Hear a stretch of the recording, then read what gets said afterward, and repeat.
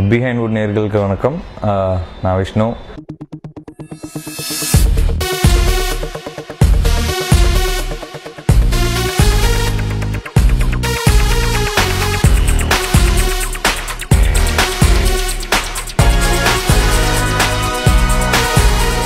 குலநெறி கூட்டம் என்னோட 4வது படம். ஸோ ரிலீஸ்க்கு ரெடி ஆகிட்டுருக்கு. ரொம்ப சந்தோஷமாக இருக்குது. ஏன்னா திருப்பி இந்த படத்தில் வெனிலா கபடி குழு டீம் சேர்ந்துருக்கோம். அதே பசங்க இருக்காங்க. டெக்னீஷியன்ஸ் பார்த்தீங்கன்னா ஆல்மோஸ்ட் 90% அதே டெக்னீஷியன்ஸ் இருக்காங்க. Same cameraman, same music director, அதே எடிட்டர். அண்ட் டைரக்டர் யாருன்னு கேட்டிங்கன்னா வெனிலா கபடி குழுவில் கோ டைரக்டராக ஒர்க் பண்ணார் ஸ்ரீ பாலாஜி.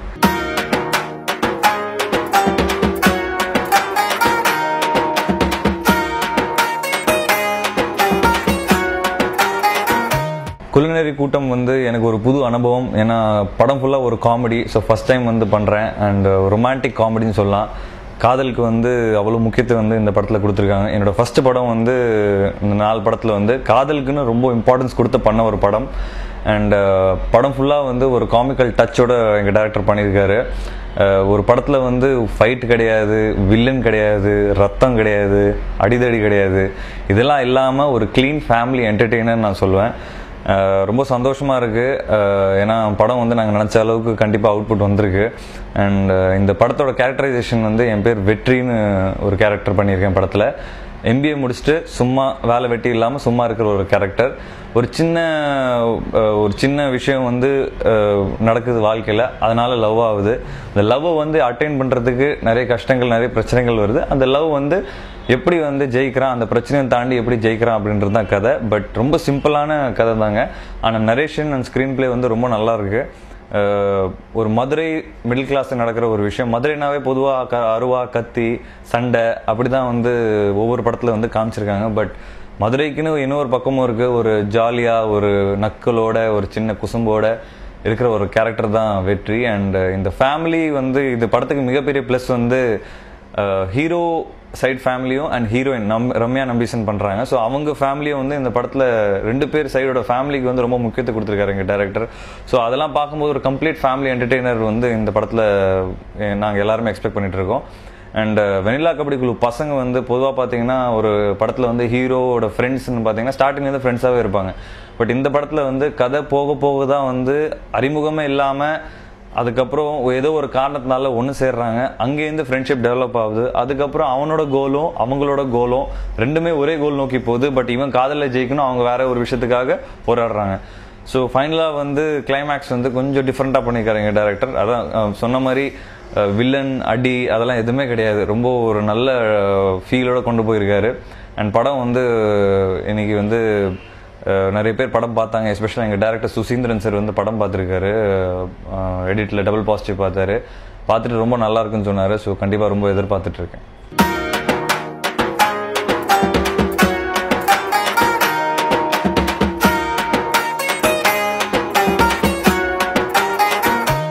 படத்தோட மியூசிக் டைரக்டர் செல்வ கணேஷ். படத்தில் எனக்கு ரொம்ப பிடிச்ச ஒரு சாங் விழிகளிலே சாங். டோட்டலாக ஒரு 4 பாட்டு இருக்குது படத்தில். விழிகளிலே சாங் ஒரு லவ் மாண்டேஜ் சாங். இந்த படத்தில் பார்த்தீங்கன்னா எங்கள் டைரக்டர் ஒரு லவ்வுக்குன்னு ஒரு சீனே வைக்காமல் ஒரு லவ் ப்ரப்போஸ் பண்ணுறதுக்குன்னு ஒரு படத்துலலாம் பார்த்தீங்கன்னா நிறைய ஒரு லவ் பண்ணுற மாதிரியே சீன் வரும். அதெல்லாம் இல்லாமல் ஒரு லவ் அவ்வளோ டெப்த்தாக காமிச்சிருக்காரு. ஸோ அந்த ஒரு சாங்கில் தான் லவ்வோட ஆழத்தை எங்கள் டைரக்டர் பண்ணியிருக்காரு. ரொம்ப பியூட்டிஃபுல்லாக பண்ணியிருக்காரு. செல்வ கணேஷ் அதில் சூப்பராக மியூசிக் போட்டிருக்காரு. கண்டிப்பாக அந்த சாங் ரொம்ப பெரிய ரீச் ஆகும் நாங்கள் நினைக்கிறோம்.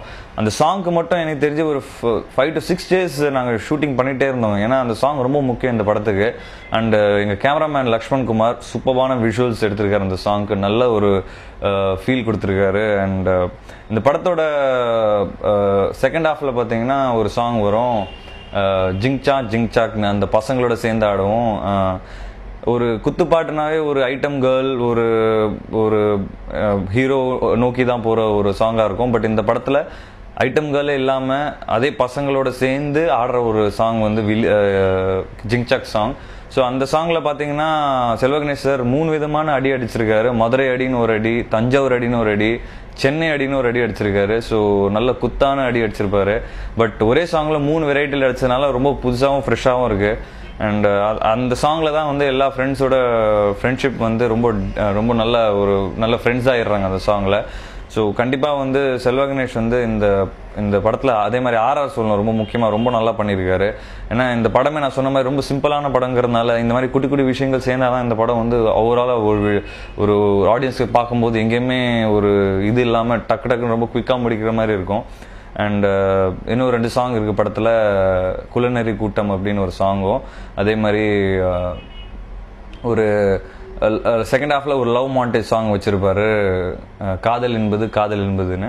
ஸோ இந்த மாதிரி ஒரு ஓவராலாகவே படத்தில் பார்த்தீங்கன்னா சாங்க்குன்னு ஒரு தேவையில்லாமல் பிளேஸ்மெண்ட்டோ தேவையில்லாத இடமோ அப்படிலாம் இல்லாமல் ரொம்ப கரெக்டான இடத்துல சாங் வச்சுருக்காங்க. ஸோ செல்வா கணேஷ் ரொம்ப நல்லா பண்ணியிருக்காரு இந்த படத்தில்.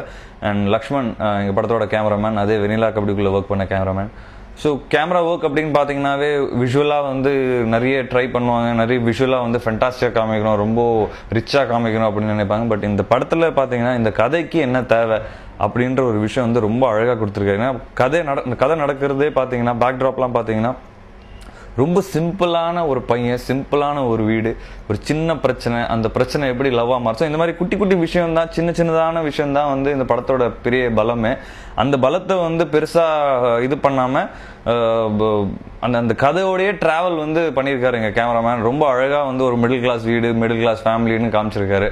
ஸோ கண்டிப்பாக லக்ஷ்மணோட ஒர்க் வந்து கண்டிப்பாக இந்த படத்தை ரொம்ப ரொம்ப நல்லாயிருக்கு.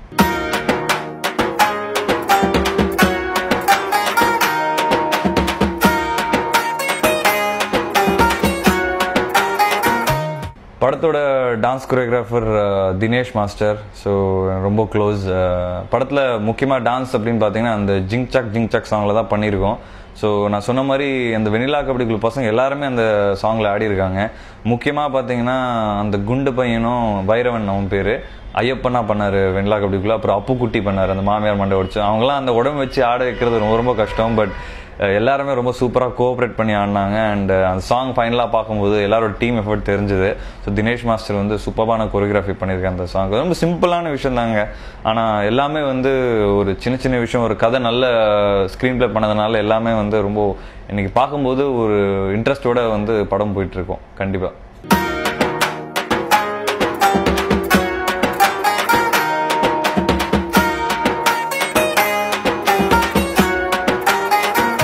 ஸ்ரீ பாலாஜி சார் வந்து எனக்கு வெனிலா கபடிக்குள்ளேருந்து பழக்கம். அண்ட் அவர் வந்து கதை ரெடி பண்ணிட்டு இருக்கும்போது என்கிட்ட ஒரு வாட்டி சொன்னார், இந்த மாதிரி கதை ரெடி பண்ணிட்டு இருக்கேன், நான் சொல்கிறேன் அப்படின்னு. கண்டிப்பாக சார் அப்படின்னு. ஆனால் ஃபஸ்ட்டு வந்து சுசி சார் கிட்ட தான் சொல்லியிருக்காரு, வெனிலா கபடிக்குள்ள டேரக்டர் கிட்ட தான் சொன்னார். சுசி சார் எனக்கு கால் பண்ணிவிட்டு இந்த மாதிரி கதை கேட்டேன் விஷ்ணு, ரொம்ப நல்லா இருக்குது அது கீழே அப்படின்னு. கண்டிப்பாக சார் நான் ஆல்ரெடி சொல்லியிருக்கேன்னா உடனே மீட் பண்ணி கதை கேட்டேன்.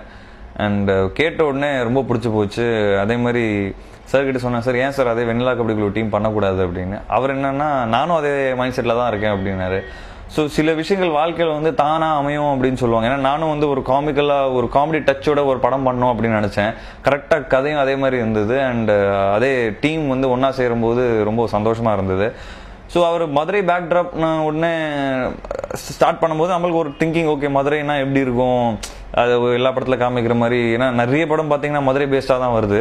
பட் இந்த படத்தில் என்ன ஸ்பெஷாலிட்டினா மதுரை ஸ்லாங்னே ஒரு அழுத்தம் கொடுக்காம மதுரை ரொம்ப அழுத்தி பேசுவாங்க. பட் அப்படிலாம் இல்லாமல் ஒரு கேஷுவலாக மதுரை படமாக இருந்தாலும் மதுரை ஸ்லாங்கோ மதுரை இதுவே உங்களுக்கு எதுவுமே தெரியாது. ரொம்ப கேஷுவலாக ஒரு மிடில் கிளாஸ் ஃபேமிலியில் எப்படி பேசுவாங்களோ அந்த மாதிரி பேசுகிற ஒரு கேரக்டர், அதே மாதிரி ட்ரெஸ் பண்ணுற ஒரு கேரக்டர். ஸோ மதுரையோட சாயில் எங்கேயுமே உங்களுக்கு எல்லா படத்தில் நீங்கள் பார்த்துருப்பீங்க, அந்த மாதிரி ஒரு சாயிலே இல்லாத ஒரு படம். அண்ட் மதுரையில் வந்து கதை ஸ்டார்ட் ஆகும். அண்ட் சென்னையில் வந்து லவ் அச்சீவ் பண்ணுறதுக்காக அவன் சில விஷயங்கள் பண்ணோம் ஹீரோ. ஸோ அவர் எப்படி சென்னையில் வந்து எப்படி அதை அச்சீவ் பண்ணுறாரு அப்படின்னு தான் கதை.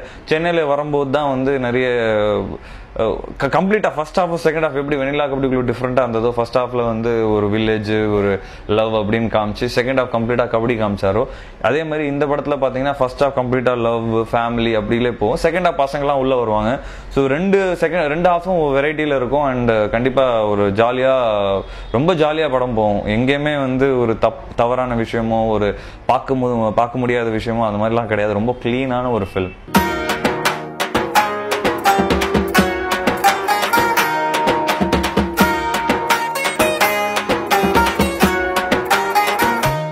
ஒரே ஒரு விஷயங்க, இன்னைக்கு பார்த்தீங்கன்னா ஒரு ஸ்டேஜ் வந்து இருந்தது. எல்லாருமே வந்து இன்ஜினியரிங் படித்தாங்க. அதுக்கப்புறம் இப்போ இருக்கிற ஸ்டேஜ் பார்த்தீங்கன்னா எல்லாருமே எம்பிஏ படிக்கணும்னு நினைக்கிறாங்க.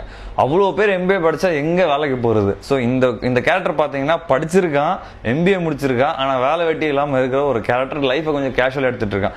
இந்த மாதிரி நிறைய படத்தில் வந்திருக்கு. பட் எனக்கு வந்து ஏன் அந்த மாதிரி ஒரு கேரக்டரைசேஷன் பண்ணுறாங்கன்னா ஈஸியாக வந்து ஆடியன்ஸ்க்கு வந்து அவனோட ரிலேட் பண்ண முடியுது. ஏன்னா நிறைய பேருக்கு இன்னைக்கு வந்து நல்லா படித்து நல்லா இது பண்ணி ஒர்க் இல்லாமல் இருக்கிறாங்க. ஸோ அப்படி இருக்கிற ஒரு கேரக்டர் தான். பட் கண்டிப்பாக வந்து எந்த படத்தோட சாயலும் இந்த படத்தில் இருக்காது. ஏன்னா இந்த ஸ்கிரிப்டோட நரேஷன், இந்த ஸ்கிரிப்டோட நான் சொல்லுவேன் ரொம்ப முக்கியமான ஒரு டேர்னிங் பாயிண்ட்னு சொல்லுவேன். அது வந்து படம் பார்த்தா தான் தெரியும் உங்களுக்கு.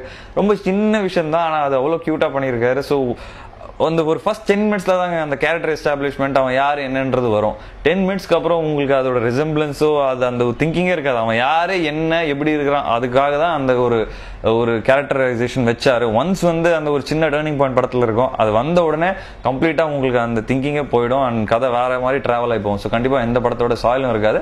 பட் கண்டிப்பாக கேரக்டரைசேஷன் பார்த்தீங்கன்னா நிறைய படத்தில் அது வந்திருக்கு. பட் இந்த பாடி லாங்குவேஜ் வைஸும் அவன் பண்ணுற சேட்டைகள் வந்து கண்டிப்பாக வேற எந்த படத்துல வராத விஷயங்களா இருக்கும்.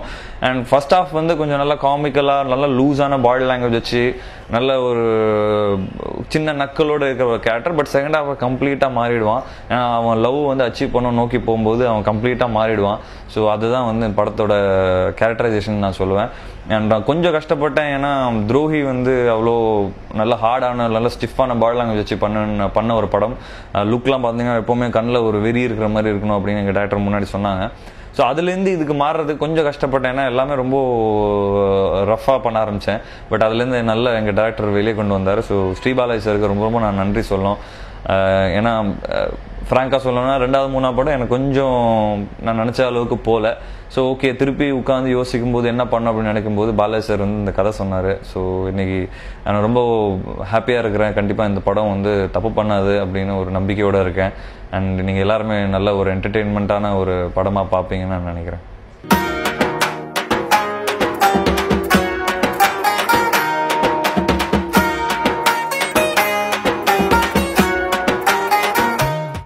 படத்தோட ஹீரோயின் ரம்யா நம்பிசன். ஸோ எங்கள் டேரக்டர் வந்து கதை சொல்லும்போது அதே டீம் போகலாம் அப்படின்னு நாங்கள் டிஸ்கஸ் பண்ணும்போது சரண்யா மோகன் ஏன் போடக்கூடாது அப்படின்னு நிறைய பேர் கேட்டாங்க. பட் சரண்யா மோகன் போட்டால் அதே உள்ளே வரும்போதே வெண்ணிலா கபடிக்குழு ஞாபகத்தோட தான் உள்ளே வருவாங்க.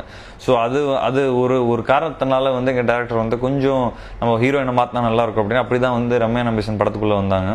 அண்ட் எனக்கு தெரிஞ்சு ரம்யா நம்பிசன் இந்த படத்தில் ரொம்ப பியூட்டிஃபுல்லான ஒரு கேரக்டரைசேஷன் ப்ளே பண்ணியிருக்காங்க.